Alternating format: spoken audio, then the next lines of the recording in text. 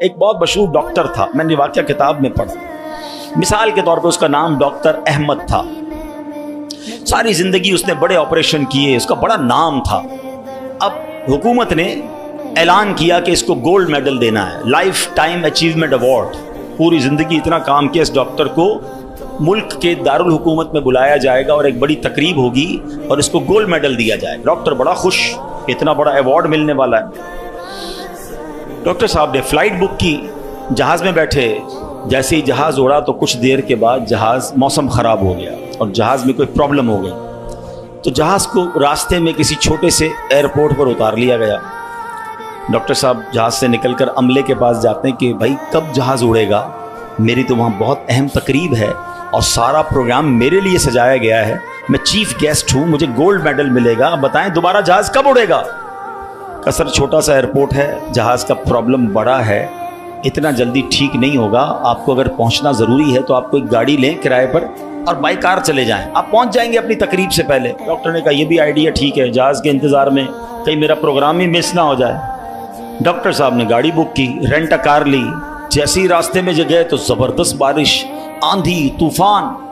اس اندھیرے میں، اس آندھی طوفان میں ڈاکٹر صاحب راستہ بھول گئے اور کسی مین ہائی وے سے نکل کر گاؤں کے روڈ پہ چڑھ گئے. بہت دیر تک راستے میں، اب بھوک بھی لگ رہی، کھانا بھی نہیں کھایا، اندھیرا گپ، بارش ہو رہی ہے. اچانک ایک چھوٹا سا گاؤں میں گھر نظر آیا جس میں ایک بلب جل رہا تھا. ڈاکٹر صاحب نے کہا اب تو حالت ایسی ہو گئی، دروازہ کھٹکھٹایا. ایک بوڑھی عورت نے دروازہ کھولا.